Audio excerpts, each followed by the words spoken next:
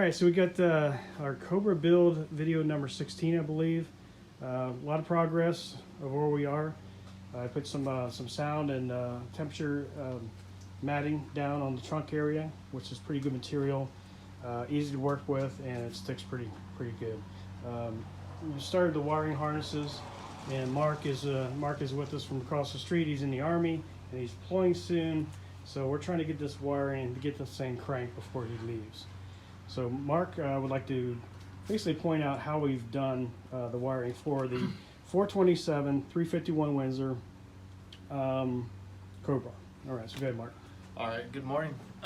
So what we've done, I'll start with the EFI portion of it and just roll down to the fuse box. Basically, we'll start with 7-pin. On the 7-pin, we D-pin the 2 sensors for the actual speed sensor that we're not using, our crank sensors that we're not using for the setup. The coil wire, the yellow wire that's here, we stole another wire, yellow wire from the harness, so we could use the Delphi connections. And to sense the speed, where it's going to be connected here. And then the other one, obviously the pink wire. At the end of today, the pink wire will be spliced to the orange wire, again on the Ron Francis wiring harness that was provided.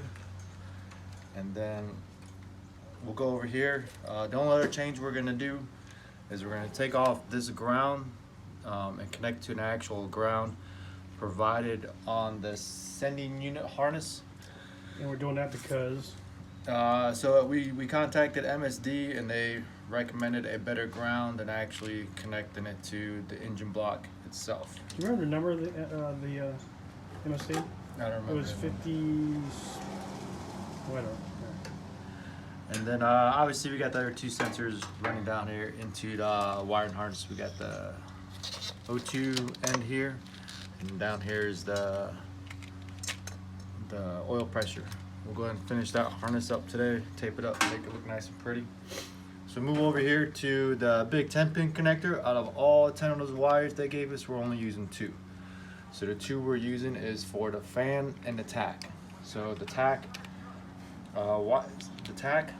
we spliced into the tack on the Ron Francis, which is purple. And then the light blue, I read somewhere, I can't remember where it was. It was in instructions somewhere, I'm sure. The fan wire, we're connecting to the thermal fan switch here that's on the sending unit harness. Other than that, we're still following the instructions.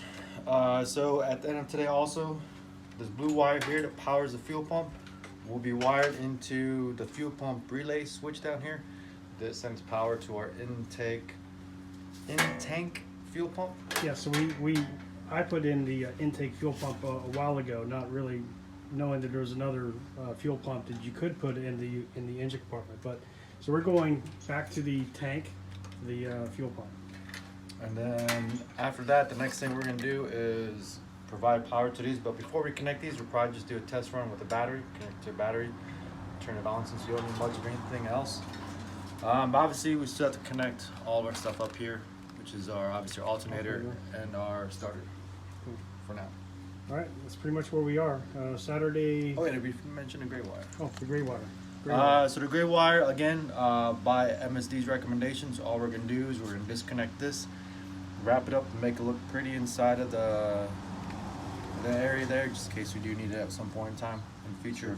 So at this point, we're not using it at all. Correct. Okay. All right, it's a wrap. All right, we'll see where we go. Hopefully we can crank this thing before Mark leaves. All right, thanks for watching. Peace out.